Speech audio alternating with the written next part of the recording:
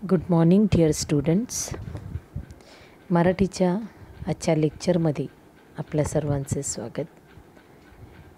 Students, आज आपण मराठीचं दुसरं रिव्हिजन लेक्चर पाहत आहोत. मागच्या लेक्चरमध्ये आपण आपल्या दोन्ही लेसनविषयी रिव्हिजन पाहिलेली आहे. काही पॅरेग्राफ तुमच्या समोर ठेवून आपण त्या लेसनची पुन्हा एकदा स्पष्टीकरण पाहिलेले आहे. त्यावरती काही आकृत्या, काही प्रश्न मी तुम्हाला दिलेले होते.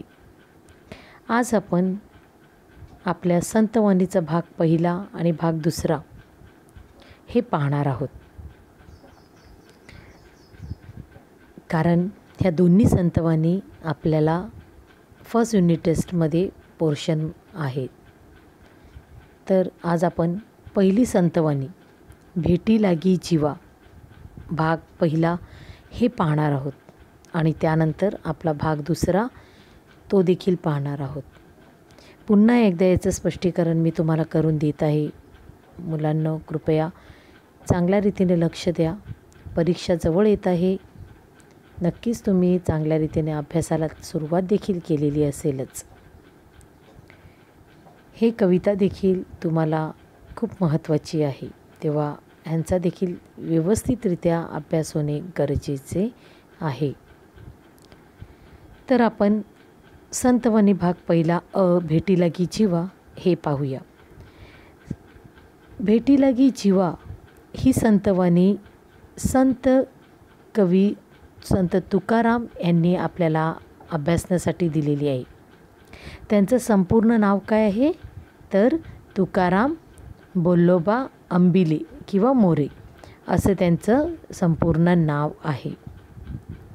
ही कविता कशावर अवलंबून आहे तर हा एक अभंग आहे आणि संत तुकाराम यांनी या अभंगाच्या माध्यमातून आपल्या मनातील विठ्ठलाच्या भेटीची ओढ वेगवेगळे समर्पक अशी उदाहरणं देऊन आपल्यासमोर व्यक्त केलेली आहे.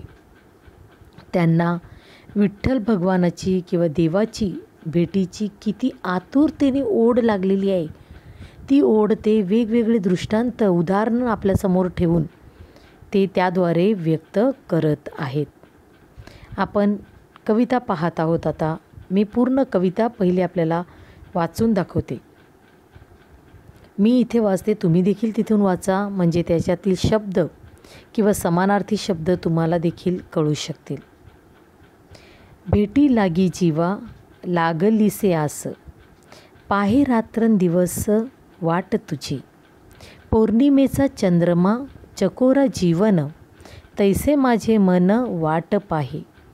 दिवाळीच्या मुळा लेकी आसावली, पाहतसे वाटुली पंढरीची. भुकेली व बाळ अति शोक करी, वाट पाहे उरी माऊलीची. तुका मने मज लागलीसे भूक, धावून श्रीमुख दावी देवा. बघा, हा अभंग संस्कृतमध्ये आहे. अतिशय सुंदर आणि समर्पक उदाहरणातून कवी संत तुकाराम यांनी आपल्यासमोर विठ्ठल भेटीची ओढ त्यांना कशी लागलेली आहे, देवाची प्रीती ते कशी व्यक्त करतात, देवावरील त्यांचं प्रेम ते कसं व्यक्त करतात, ते इथे वेगवेगळे उदाहरणे घेऊन सांगितलेलं आहे. पहिल्या ओळीत बघा, संत तुकाराम विठ्ठलाला उद्देशून सांगत आहेत की हे विठ्ठल देवा किंवा हे विठ्ठला, मला तुझ्या भेटीची ओढ लागलेली आहे. आस, आस म्हणजे काय, ओढ लागलेली आहे. मी रात्रंदिवस तुझ्या भेटीची अतिशय आतुरतेने वाट पाहत आहे. तू लवकरात लवकर येऊन मला तुझं दर्शन दे. पुढच्या ओळीत बघा, आपल्याला लागलेली विठ्ठल भेटीची ओढ पटवून देताना या ओळींमध्ये संत तुकारामाने चकोराचे उदाहरण दिले आहे. चकोर म्हणजे एक काल्पनिक पक्षी, ज्याविषयी मी तुम्हाला सांगितलेलं होतं की हा पक्षी कशावर जगत असतो तर चंद्राची किरणं पिऊन तो जीवन जगत असतो, असं एक काल्पनिक कथा त्याच्याविषयी केलेली आहे. आणि त्याच चकोर पक्षाचे उदाहरण कवी संत तुकाराम यांनी इथे घेतलेलं आहे. ते इथे सांगत आहेत की ज्याप्रमाणे पौर्णिमेचा चंद्रमा हेच चकोर पक्षाचे जीवन असते, म्हणजेच पौर्णिमेचा चंद्र जेव्हा आकाशात उगवतो आणि त्याचे चंद्रकिरण जेव्हा पृथ्वीवरती पडतात, ही चंद्राची किरणं पिऊन हा चकोर पक्षी आपलं आयुष्य जगत असतो आणि तेच त्याचं जीवन असते. त्याचप्रमाणे विठ्ठल हे माझे जीवन आहे असे संत तुकाराम इथे सांगत आहेत. त्यामुळे माझे मन त्या चकोर पक्षासारखे विठ्ठलाच्या दर्शनाची अतिशय मनापासून आतुरतेने वाट पाहत आहेत. म्हणजे जसं चकोर पक्षी आपलं पुढचं जीवन जगण्यासाठी पौर्णिमेच्या चंद्राची जशी आतुरतेने वाट पाहत आहे, त्याचप्रमाणे संत तुकाराम देखील विठ्ठलाची दर्शनाची अतिशय आतुरतेने वाट पाहत आहे. तिसऱ्या ओवींमध्ये बघा, संत तुकारामांनी इथे अगदी खूप सुंदर असं मार्मक उदाहरण घेतलेलं आहे. एका सासरी गेलेल्या मुलीचं उदाहरण इथे त्यांनी घेतलेलं आहे. ते इथे सांगत आहेत की ज्याप्रमाणे सासरी गेलेल्या मुलीला दिवाळीच्या सणाला माहेरपणाहून कोणीतरी मुराळी आपल्याला न्यायला येईल याची अतिशय मनापासून वाट पाहत असतात. म्हणजेच लग्न करून आपल्या आईवडिलांचं घर सोडून आपल्या सासरी नवऱ्याच्या घरी गेलेली मुलगी जेव्हा दिवाळीसारखा मोठा सण येतो, त्यावेळेला त्या सणाला माहेरची एखादी व्यक्ती, म्हणजेच जिला मुराळी किंवा या कवितेत सांगितलेलं नाव आहे काय, मुळा. मुळा म्हणजे काय, माहेरची प्रिय व्यक्ती, ज्याला मराठी मुराळी देखील म्हणतात आणि संस्कृतमध्ये मुळा असा शब्द आहे. तर या मुराळी किंवा या मुळाची वाट ही मुलगी पाहत आहे की कोणीतरी माझ्या माहेरची माझी लाडकी व्यक्ती मला ह्या दिवाळीच्या सणासाठी बोलवण्यासाठी किंवा नेण्यासाठी येणार आहे, माहेरी घेऊन जाण्यासाठी येणार आहे आणि ती कधी येईल याची ही मुलगी आतुरतेने वाट पाहत असते. त्याचप्रमाणे हे विठ्ठला किंवा हे देवा, मी देखील पंढरपुराहून कोणीतरी मला भेटीसाठी न्यायला येईल याची आतुरतेने वाट पाहत आहे. म्हणजेच हे विठ्ठल भगवान कुठे असतात, तर पंढरपूरला त्यांचं खूप प्रसिद्ध असं मंदिर आहे, ज्या ठिकाणी हजारो लाखो भाविक दरवर्षी जातात, ज्याला आपण या श्रावण महिन्यात पंढरपूरची यात्रा असं म्हणतो. आणि यात्रेला म्हणजेच या विठ्ठलाच्या दर्शनासाठी अगदी पायी पायी महिनाभर दूर दूरून चालत येत असतात. अशीच या विठ्ठलाची दर्शनासाठी संत तुकाराम सांगतात की हे विठ्ठला, तू देखील पंढरपुराहून कोणीतरी मला भेटीसाठी न्यायला येईल, तुझ्या भेटीसाठी, आणि मला तुझे दर्शन घडेल अशी मी आतुरतेने वाट पाहत आहे. खूपच सुंदर उदाहरण कवी संत तुकाराम यांनी ह्या कवितेत दिलेलं आहे. पुढच्या ओवींमध्ये ते सांगत आहेत की विठ्ठल भेटीची तीव्र आस व्यक्त करताना संत तुकाराम आपल्या सगळ्यांना समजावून देत आहेत की जसं लहान मूळ भुकेपोटी अतिशय व्याकुळतेने शोक करतो किंवा रडत असते, तळमळत असते आणि आपली भूक मिटावी म्हणून किंवा आपली भूक थांबवावी त्यासाठी तो आपल्या आईची अतिशय आतुरतेने वाट पाहत आहे. एक लहान बाळ, तान्हं बाळ, वाटुली म्हणजे वाट पाहणे, ते आपल्या शोक करत आहे म्हणजे रडत आहे आपल्या आईसाठी. का तर त्याला अतिशय भूक लागलेली आहे आणि ही भूक शांत होण्यासाठी किंवा ही भूक मिटवण्यासाठी त्याची आई त्याला लवकरच काहीतरी खायला घेऊन येईल, तेव्हा त्या आईची तो अतिशय आतुरतेने वाट पाहत रडत आहे, तळमळत आहे. तसंच हे देवा, मी देखील तुझी वाट पाहत आहे एखाद्या आईसारखी. मी देखील तुझ्या भेटीचा भुकेलो आहे. मला देखील तुझ्या भेटीची अतिशय भूक लागलेली आहे. मी भुकेपोटी व्याकुळ झालेलो आहे. मी तुझ्या भेटीच्या भुकेपोटी तडफडत आहे. माझी आई बनून तू माझी भूक मिटविण्यासाठी लवकरात लवकर धावून ये. मी तुझी आतुरतेने वाट पाहत आहे. असं या ओवींमध्ये कवी संत तुकाराम आपल्याला सांगत आहेत. आणि शेवटच्या ओवीत बघा, तुका म्हणे मज लागलीसे भूक, धावून श्रीमुख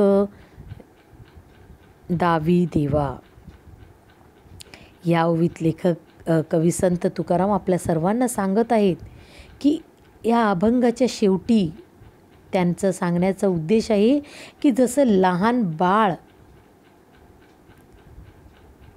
आपल्या भुकेसाठी आईकडे आतुरतेने इच्छा व्यक्त करत आहे, तळमळत आहे, आपली भूक मिटविण्यासाठी आईची वाट पाहत आहे आतुरतेने, तशीच मला देखील तुझ्या भेटीची तीव्र भूक लागलेली आहे. तुझ्या दर्शनाची अतिशय ओढ मला लागलेली आहे. आणि अशा वेळी ते विठ्ठलाला विनंती करत आहेत की हे देवा, तू तुझे श्रीमुख म्हणजे तुझे दर्शन मला व्हावे म्हणून तू माझ्यासाठी धावून ये. लवकरात लवकर धावून ये. माझी प्रार्थना ऐक, माझी विनंती ऐक आणि लवकरात लवकर माझी ही दर्शनाची भूक मिटव. मला दर्शन दे, म्हणजेच मी तुझे दर्शन घेऊन आनंदी होऊ शकेन, माझी भूक मिटवू शकेन. असं ह्या ठिकाणी वेगवेगळे दृष्टांत वापरून संत तुकाराम आपल्या विठ्ठल भेटीची ओढ व्यक्त करत आहेत. तुम्हाला देखील ही कविता चांगल्या रीतीने समजली असेल. या कवितेवरती किंवा या अभंगावरती मी काही आकृत्या वगैरे किंवा काही प्रश्न तुम्हाला पाठवणार आहे. तुम्ही ते सोडवायचे आहेत आपल्या नोटबुकमध्ये, ज्या ठिकाणी तुम्हाला तिथे आजची तारीख लिहून रिव्हिजन टेस्ट असं लिहून ती सगळे क्वेश्चन किंवा सगळा होमवर्क तुम्हाला लिहून मला पाठवायचा आहे. आता आपण आपली पुढचा अभंगाचा दुसरा भाग आ म्हणजेच कुठला भाग आहे, संत कृपा झाली. ही संत कृपा झाली ही कविता किंवा हा अभंग संत बहिणाबाई यांनी आपल्याला दिलेला आहे किंवा आपल्या अभ्यासासाठी दिलेला आहे. या संत कृपा झाली या अभंगामध्ये त्या आपल्याला काय सांगत आहेत की या अभंगात महाराष्ट्रातील वारकरी संप्रदायरूपी इमारत म्हणजे महाराष्ट्रात जी संतांची कृपा होऊन जो वारकरी पंथ उदयास आलेला आहे आणि तो सगळ्या ठिकाणी महाराष्ट्रभर पसरलेला आहे, किंबहुना देशादेशात संपूर्ण देशात पसरलेला आहे. हा संप्रदाय उभा करण्यासाठी सर्व संतांची महान अशी कृपा त्याला लाभलेली आहे आणि ह्या संतांच्या कृपेवरच हा वारकरी संप्रदायाची इमारत उभी आहे. आणि त्यामध्ये संतांनी कोणकोणत्या संतांचा मोलाचा वाटा आहे, महत्त्वाचा वाटा आहे, संतांनी या ठिकाणी किंवा हा वारकरी संप्रदाय नावारूपास यावा, त्याची महिमा वर्णिली जावी म्हणून कोणकोणते कार्य केलेले आहे, या सगळ्या गोष्टीचं वर्णन त्यांनी ह्या संत कृपा झाली या कवितेच्या माध्यमातून किंवा या अभंगाच्या माध्यमातून आपल्यासमोर ठेवलेलं आहे. या संत बहिणाबाई या संत तुकाराम यांच्या मोठ्या शिष्य होत्या आणि संत तुकारामाचा त्यांच्या व्यक्तिमत्वावर फार मोठा प्रभाव पडलेला आहे. तो आपल्याला या अभंगाच्या माध्यमातून दिसून येत आहे. तेव्हा आपण आपली संत कृपा झाली ही संतवाणी पहिली वाचून घेऊया आणि मग त्याचं स्पष्टीकरण मी तुम्हाला देत आहे. संत कृपा झाली इमारत फळाली. ज्ञानदेवे रचिला पाया, उभारिले देवालया. नामातयांचा किंकर, त्याने रचिले ते आवार. जनार्दन एकनाथ, खांब दिधला भागवत. तुका झालैसे कळस, भजन करा सावकाश. बहिणी मने फडकती ध्वजा, निरूपणा केले बोजा. अगदी छोटीशी ही संतवाणी आहे, परंतु भरपूर अशी अर्थपूर्ण अशी ही संतवाणी आपल्यासमोर संत बहिणाबाई यांनी दिलेली आहे. आपण पहिल्या 2 ओवी बघूया. संत कृपा झाली, इमारत फळाली.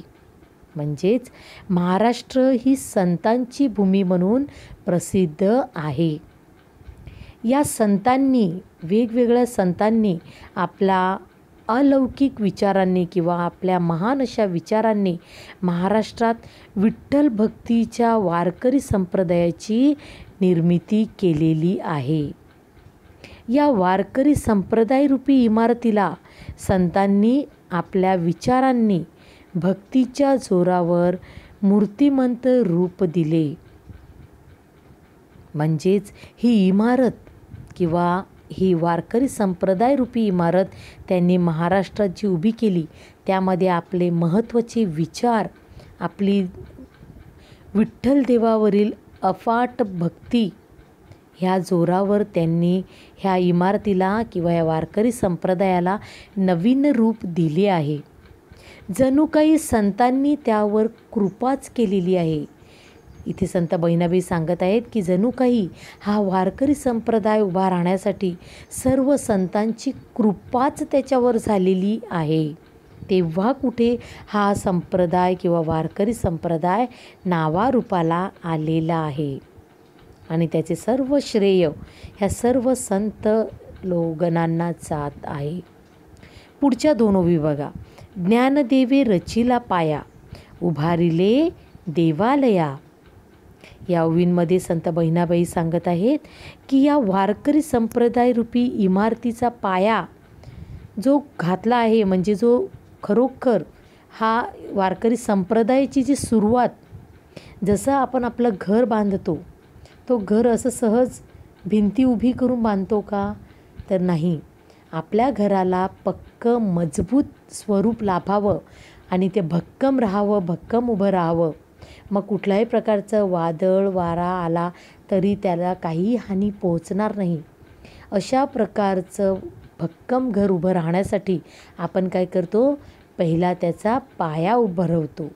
म्हणजेच जमिनीमध्ये खोल असे खड्डे खणून त्यामध्ये दगड, माती, सिमेंटचा भक्कम असा पाया उभारून त्यावरती आपण आपले घर उभारत असतो. त्याचप्रमाणे हा वारकरी संप्रदाय अतिशय भक्कमरित्या महाराष्ट्रामध्ये उभा राहावा म्हणून ज्यांनी सुरुवातीला पाया बनून जो कार्य केलं, म्हणजे ज्यांनी सुरुवात केली ते कोण होते? संत ज्ञानदेव.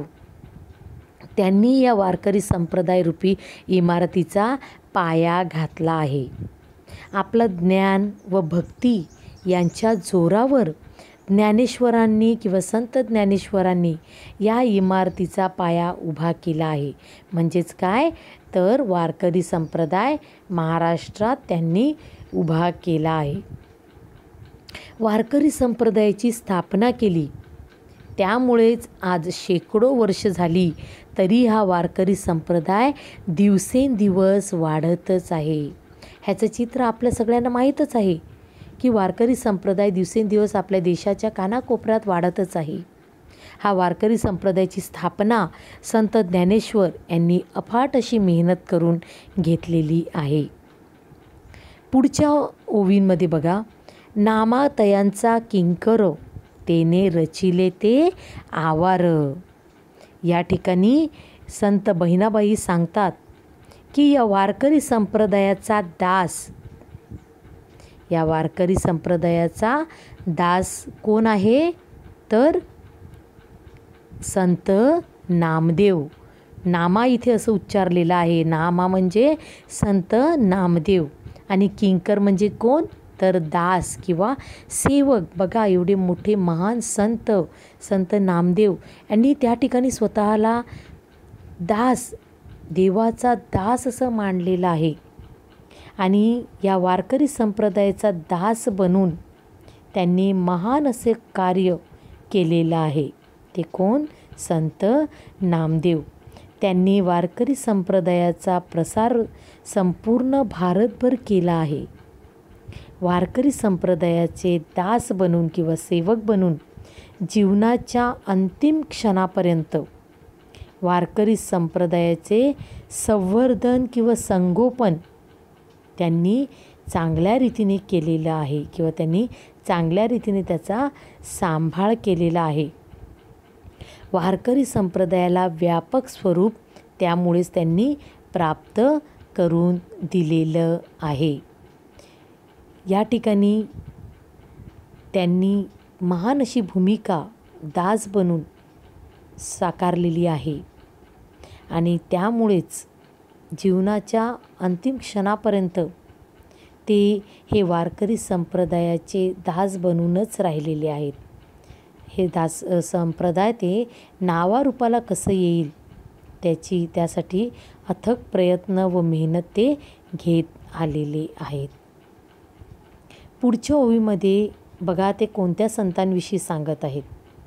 जनार्दन एकनाथ खांब दिधला भागवत.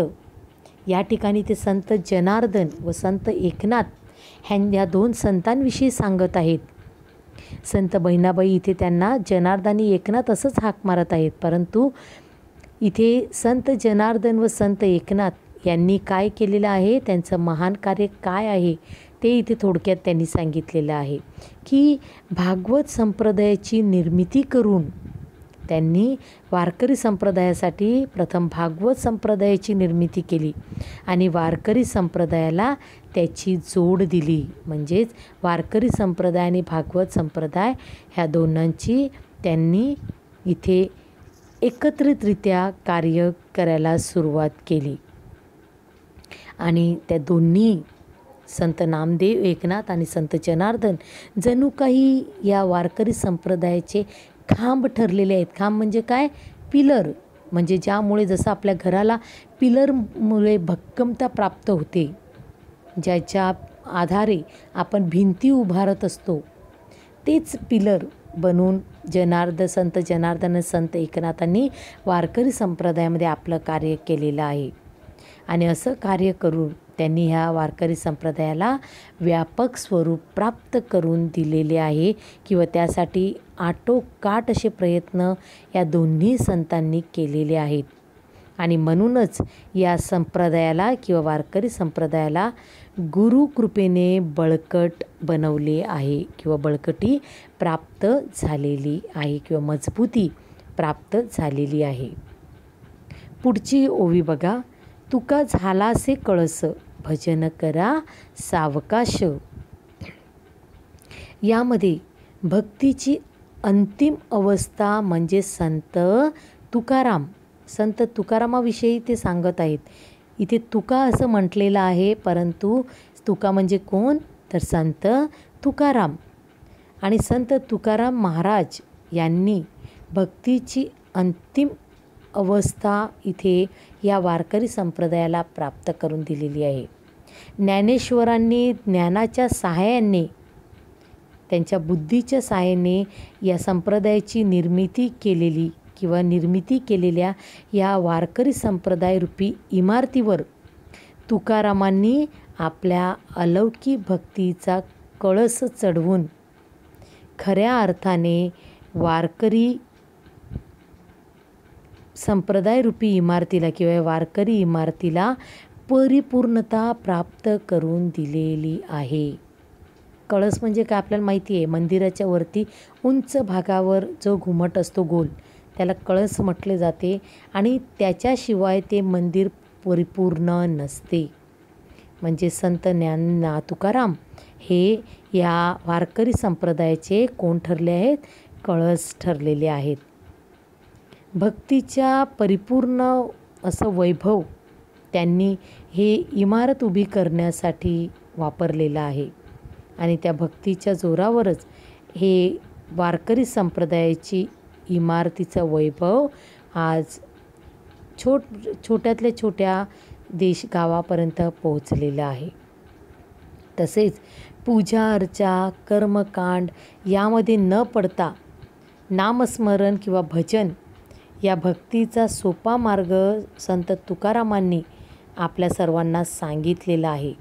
म्हणजेच कर्मकांड करू नका, पूजा अर्चेच्या मागे लागण्यापेक्षा आपण सावकाश शांतपणे आपल्या देवाचं स्मरण करा किंवा भजन करा. आणि भक्तीचा हा अगदी साधा सोपा सरळ मार्ग आहे. तो मार्ग त्यांनी आपल्या सर्वांना दाखवून दिलेला आहे. आणि शेवटच्या ओवींमध्ये बघा, बहिणी मने फडकती त्वचा, निरूपणा केले बोजा. म्हणजेच बहिणी म्हणजे कोण? संत बहिणाबाई. त्या आता स्वतःविषयी इथे सांगत आहेत की संत बहिणाबाई काय म्हणतात, अशा या वारकरी संप्रदायरूपी इमारतीची ध्वज किंवा झेंडा सतत फडकत ठेवण्याचे कार्य त्यांनी स्वतः सांभाळले आहे किंवा त्याचे कार्य सांभाळण्याचे धुरा त्यांनी आपल्या खांद्यावर घेतली होती. म्हणजेच हा वारकरी संप्रदाय कोलमडून न जाता दिवसेंदिवस कसा वाढत राहील, महाराष्ट्रात तो कसा पुढे पुढे जात राहील, ह्याचं कार्य तिने आपल्या खांद्यावर घेतलेलं होतं. म्हणजे ह्या वारकरी संप्रदायाचा ध्वज किंवा झेंडा महाराष्ट्रात कायमचा फडकत राहावा, ह्यासाठी पुढचं कार्य तिने करण्याचं वचन दिलेले होते आणि ते त्यांनी पूर्ण केलेलं आहे. ते एक प्रकारची ती जबाबदारी आहे, माझ्यावर आहे असं ते ह्या वाक्यात सांगत आहेत. निरूपण म्हणजे काय तर व्याख्यान, एक्सप्लेनेशन. आपण व्याख्यान देतो किंवा प्रवचन ऐकतो, या व्याख्यानाच्या किंवा प्रवचनाच्या माध्यमातून वेगवेगळ्या ठिकाणी गावोगावी खेडोपाडी जाऊन त्यांनी देवाचे विठ्ठला भगवानविषयी किंवा वारकरी संप्रदायाविषयी नवीन वेगवेगळे व्याख्यानं देऊन लोकांमध्ये जनजागृती किंवा धर्माविषयी आवड निर्माण केलेली आहे. कारण तोपर्यंत सर्व लोक अंधश्रद्धेमध्ये रुढावलेले होते. त्या अंधश्रद्धेतून बाहेर काढण्याचं काम ह्यावरील सर्व संतांनी मिळून केलेलं आहे. आणि तेच ते सांगत आहेत की या व्याख्यानाच्या माध्यमातून त्यांनी वारकरी धर्माचा प्रचार आणि प्रसार सर्व महाराष्ट्रात केलेला आहे. आणि व्याख्यानातूनच ती जबाबदारी मी पार पाडत आहे असं ते ह्या वाक्यात सांगत आहेत. म्हणजेच लोकांच्या मनातील अंधश्रद्धा पार दूर करून ती जागा विठ्ठलाच्या भक्तीने किंवा देवाच्या प्रेमाने भरावी, लोकांना परमेश्वराची ओळख पटावी आणि लोकांनी हे कर्मकांड ह्यापासून दूर राहून, ढोंगी बुवाबाजी लोकांपासून दूर राहून आपला धर्म किंवा देवाची खरी निष्ठा पाळावी, देवावर खऱ्या मनापासून प्रेम कसं करावं, त्यासाठी त्यांनी वेगवेगळ्या ठिकाणी जाऊन प्रवचने देऊन, व्याख्याने देऊन लोकांमध्ये जनजागृती करण्याचं कार्य केलेलं आहे. म्हणजेच ह्यावरील सर्व संतांनी, म्हणजे कोण संत तर संत नामदेव, संत ज्ञानदेव, संत जनार्दन, संत एकनाथ, संत तुकाराम आणि संत बहिणाबाई हे आणि असे विविध संतांच्या माध्यमातून हा वारकरी संप्रदाय महाराष्ट्रात नावारूपाला आला. आणि देवावरील अतूट विश्वास आणि श्रद्धा, त्यामुळेच आज आपण देखील सगळे देवाच्या जवळ आहोत. आणि त्यामुळेच हा संप्रदाय किंवा वारकरी संप्रदाय हा महाराष्ट्रात अजूनही भक्कमरित्या उभा आहे, हे ते या कवितेच्या माध्यमातून आपल्याला सांगण्याचा प्रयत्न करत आहेत. ह्या ठिकाणी ह्या कवितेचं स्पष्टीकरण देखील संपलेलं आहे. मी ह्या कवितेविषयी देखील काही वाक्प्रचार म्हणा किंवा काही प्रश्न, काही आकृत्या किंवा संतांची महत्त्वाची माहिती तुम्हाला पाठवत आहे ते तुम्ही आपल्या नोटबुकमध्ये लिहून घ्यायची आहे. आणि शिकवलेल्या मागील लेक्चरमधले दोन्ही लेसन, बेटा मी ऐकतो आहे, GIP रेल्वे आणि संतवाणी भाग पहिला आणि संतवाणी भाग दुसरा, ह्याची अगदी चांगल्या प्रकारे तयारी करायची आहे.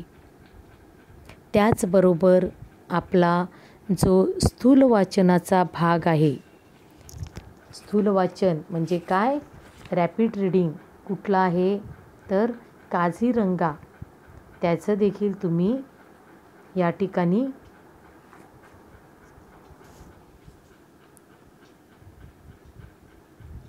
अभ्यास करायचा आहे. कारण काझीरंगा स्थूल वाचनातील भाग देखील आपल्याला अभ्यासण्यासाठी परीक्षेमध्ये येणार आहे.